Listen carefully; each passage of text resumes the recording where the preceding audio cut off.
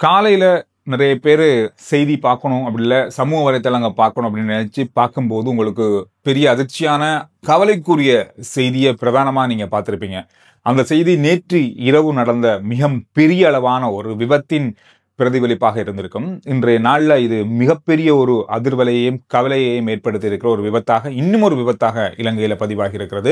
அதிகமானவர்கள் உயிரிழந்த ஒரு விபத்தாகவும் இலங்கையில நடந்த விபத்துக்கள்ல இதுவும் ஒன்றாக பதிவாகி இருக்கு. இந்த விபத்து என்ன, எங்க நடந்தது, இப்ப வரைக்கும் என்னென்ன விஷயங்கள் இதுல புதுசாக வந்திருக்கு, என்னென்ன விஷயங்கள் இப்போது நடந்து கொண்டிருக்கு அப்படின்றது தான் சுருக்கமா இந்த வீடியோல நாங்க பார்க்க போறோம். நேற்று இரவு வெள்ளவாய எல்ல வீதியில இடம்பெற்ற பேருந்து விபத்து. இந்த விபத்து எல்ல வெள்ளவாய வீதியினுடைய 23ஆம் 24ஆம் கிலோமீட்டர் அந்த பகுதிகளுக்கு இடையில் இடம்பெற்ற இந்த பகுதிக்குள்ள இடம்பெற்ற ஒரு விபத்து தான் இந்த விபத்து.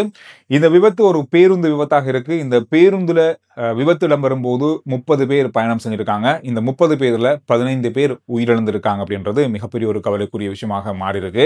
ஆரம்பத்துல இந்த விபத்து செய்தி வந்த போது யாரும் உயிரிழக்கல அப்படின்ற ஒரு செய்தி தான் எங்களுக்கு கிடைச்சாலும் கூட, நேற்று அதிகாலை அதிகாலை நள்ளிரவு தாண்டி அதிகாலை வரைக்கும் மீட்பு பணிகள் தொடர்ச்சியாக இடம்பெற்றுக் கொண்டிருந்தது. இப்ப வரைக்கும் மீட்பு பணிகள் நடக்குது.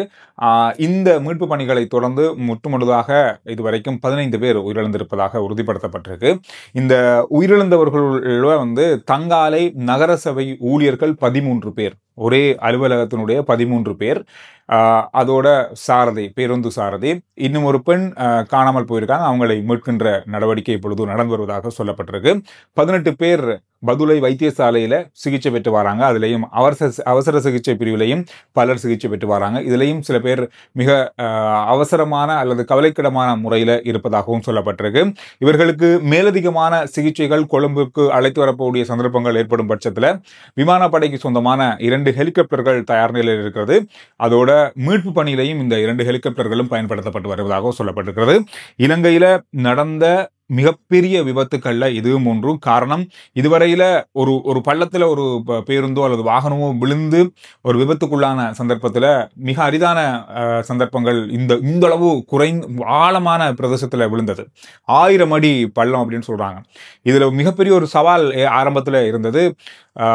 பேருந்து எந்த பிரதேசத்துல விழுந்திருக்கிறது என்றதை கண்டுபிடிக்கிறதுல மிகப்பெரிய அளவான இரவு நேரம், பெரிய பள்ளம், மீட்பு பணி மிகப்பெரிய அளவாக சிரமத்துக்கு மத்தியில் தான் நடந்து முடிந்திருக்கிறது.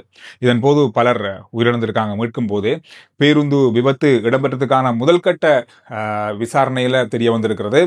ஒரு ஜீப் ரக, அதாவது ரேஞ்ச் ரோவர் வாகனம் ஒன்று இந்த பேருந்தை மோதி இருக்கிறது. பேருந்து பின்பக்கமாக தள்ளப்பட்டு பாதுகாப்பு, அதாவது பாதை வழியாக அந்த வளைவுகளில் போடப்படுற பாதுகாப்பு வேலியை உடைத்து கொண்டு இந்த பேருந்து பள்ளத்தில் விழுந்திருக்கிறது. இதன் போது அங்கிருந்து பிரதேசவாசிகள் கண்டு, அதாவது இராணுவத்தினர், போலீசார், அதோட விமானப்படை அதிகாரிகள் எல்லாம் வந்துதான் இந்த மீட்பு பணியில ஈடுபட்டிருக்காங்க. இந்த மீட்பு பணி அப்படின்றது மிக சிரமத்துக்கு மத்தியில் தான் இடம்பெற்றதாக சொல்லப்பட்டிருக்கிறது. குறிப்பா இந்த பேருந்து விபத்தை ஏற்படுத்தி அல்லது இந்த பேருந்து விபத்தோடு அந்த பேருந்தோடு மோதிய ஜீப் ரக வாகனத்துடைய சாரதி இப்பொழுது கைது செய்யப்பட்டிருக்காரு. கைது செய்யப்பட்டு முதற்கட்ட விசாரணைகள் அவற்றிலிருந்து நடக்கிறதாக சொல்லப்பட்டிருக்கு. எனவே என்ன இருந்தாலும் இந்த விபத்து மிகப்பெரிய ஒரு என்ன சொல்றது, துரதிர்ஷ்டவசமான சம்பவமாகத்தான் பதிவாகி இருக்கு.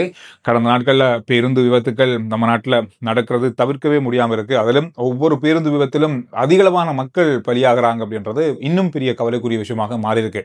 இந்த பிரதேசத்துல இந்த கிழமையில மட்டுமே, இந்த திங்கள் முதல் வியாழக்கிழமைக்குள்ள மட்டுமே 3 விபத்துக்கள் இடம்பெற்றிருக்கு. இந்த 3 விபத்துலையும் தனித்தனியாக ஒவ்வொருத்தரும் உயிரிழந்திருக்காங்க. இந்த பாதையிலேயே, இந்த அதாவது வெள்ளவாய எல்ல பாதையிலே இந்த விபத்துக்கள் இடம்பெற்றிருப்பது குறிப்பிடத்தக்க விஷயமாக மாறி இருக்கு. இந்த விபத்து தொடர்பாக மேலதிகமான விசாரணைகள் இப்பொழுது நடந்து வருவதாக போலீஸ் வெளியிட்ட உத்தியோகபூர்வ அறிவித்தல சொல்லியிருக்காங்க. அவங்க அதுல சொல்லியிருக்க விஷயம், 1000 அடி பள்ளத்துல இந்த பேருந்து விழுந்திருக்கிறது. இதுவரைக்கும் 15 பேர் உயிரிழந்திருக்காங்க. இதுல 13 பேர் தங்கால மாநகர சபை ஊழியர்கள் என்று சொல்லி உறுதிப்படுத்தியிருக்காங்க. எனவே இந்த விபத்து தொடர்பாக இதுவரைக்கும் வந்த மேலதிகமான தகவல்களாக இது இருக்கு. அதோட இன்னொரு செய்தியை பார்த்துட்டு நம்ம மாலை வேளையில மேலதிகமான செய்திகளோடு இணைந்து கொள்ளலாம். சிஐடியினருக்கு இதுவரைக்கும் 60,000 முறைப்பாடுகள் கிடைக்கப்பட்டிருப்பதாக சொல்லப்பட்டிருக்கு. அதாவது 60,000 ஃபைல்கள், 60,000 முறைப்பாடுகளையும் எப்படி சிஐடியினர் கையாள போறாங்க அப்படின்ற மிகப்பெரிய ஒரு சவால் ஏற்பட்டிருக்கிறது. இதை நிவர்த்தி செய்யறதுக்காக போலீஸ் மா அதிபர் தலைமையில அதாவது இந்த ஃபைல்கள் அதாவது இந்த முறைப்பாடுகளை விசாரிக்கிறதுக்கு அல்லது இதை முன்கொண்டு நடத்துறதுக்கான ஒரு பகுதியை ஒதுக்கியிருக்காங்க. எனவே இது போலீசாருக்கும் கையளிக்கப்பட்டிருக்கிறது. இது தொடர்பாக மேலதிகமான விசாரணைகளும் மேலதிகமான வேலைகளும் இப்பொழுது நடந்து வருவதாக சொல்லப்படுது. இதுவரைக்கும் சொல்லப்போனா போலீஸ் சேவைக்காக 2800 பேர் வெற்றிடமாக இருக்கிறது. இந்த மாதிரி ஒரு வெற்றிடம் இருக்கிறது. இந்த வெற்றிடத்தை நிரப்புறதுக்கு இந்த வருஷத்துக்குள்ள 5000 பேரை போலீஸ் சேவையில் இணைத்துக் கொள்வதற்கான நடவடிக்கை எடுக்கப்பட்டிருக்கு. அது மட்டுமில்லாமல் அடுத்த வருஷமும் இன்னும் ஒரு 5000 பேரை போலீஸ் சேவையில் ஈடுபடுத்துறதுக்கான நடவடிக்கையில அரசாங்கம் இறங்கியிருப்பதாகவும் சொல்லப்பட்டிருக்கு. RG Chandru report YouTube channel, Facebook page, WhatsApp channel follow பண்ணுங்க. அடுத்த வீடியோல சந்திக்கலாம்.